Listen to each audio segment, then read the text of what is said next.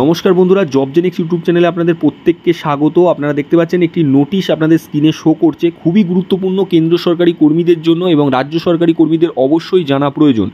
কেন্দ্রীয় সরকারি কর্মীরা অনেকেই প্রায় কমেন্ট করেছিলেন, কোশ্চেন করেছিলেন যে কবে থেকে কিন্তু ডিএ 50% হতে চলেছে এবং আদৌ কি 8 পে কমিশন গঠন করা হবে। এক্ষেত্রে দেখতে পাচ্ছেন একটি সেন্ট্রাল গভর্নমেন্টের একটি ডিপার্টমেন্টের কিন্তু কর্মীদের ডিএ 50% বৃদ্ধি পেল। এখানে প্রথমেই বলা রয়েছে ভারতীয় reserve bank of note Mudran limited Salboni যে কর্মীরা রয়েছে সেক্ষেত্রে কিন্তু এই ডিএ ঘোষণা করা হয়েছে। আপনারা জানেন কেন্দ্রীয় সরকার যখন কোনো ডিএ ঘোষণা করে সকল কেন্দ্রীয় সরকারি কর্মীদের ক্ষেত্রে কিন্তু ডিএ ঘোষণা হয়ে থাকে।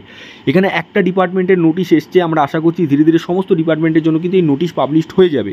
এখানে দেখতে পাচ্ছেন 5ই ফেব্রুয়ারি 2024 এই নোটিশটা দেওয়া হয়েছে। এখানে কি বলা রয়েছে, payment salary of company employees revise of rate of DR allowance. প্রথম প্যারাতে কি বলা রয়েছে দেখুন, this is for inform that approval of corporate office valid that the letter of BNM number 2/2024 has been receive the payment of revise rate of DR allowance payment to be company employ January 2001। দেখতে পাচ্ছেন 1 জানুয়ারি থেকে কিন্তু এটা আপনাদের accept করা হবে এবং the DR allowance payable rate receive 46 to 50%, অর্থাৎ এখানে কিন্তু 46 আপনারা পেতেন, সেখান থেকে কিন্তু 50% হয়ে গেল বেসিক পের ওপরে।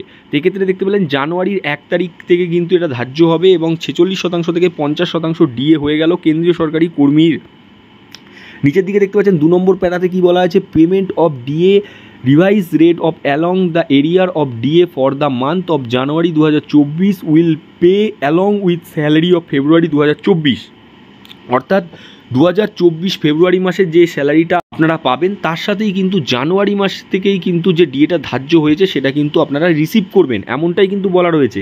3 নম্বরে কি বলা রয়েছে, all employee are required to take the note of above. এক্ষেত্রে দেখতে পাচ্ছেন কেন্দ্রীয় সরকারের কর্মীর একটি ডিপার্টমেন্ট থেকে কিন্তু এই নোটিশটি পাবলিশ করা হয়েছে এবং 5ই ফেব্রুয়ারি পাবলিশ করা হয়েছে। বলা রয়েছে, পরিষ্কার বলা রয়েছে যে 46% থেকে 50% ডিএ করা হলো এবং সেটা কিন্তু আপনারা পরিষ্কার দেখতে পাচ্ছেন যে জানুয়ারি 1 তারিখ থেকে ধার্য করা হবে এবং আপনারা অবশ্যই ফেব্রুয়ারির যে স্যালারি রয়েছে ফেব্রুয়ারির স্যালারির সাথে কিন্তু সেটা আপনারা পেয়ে যাবেন।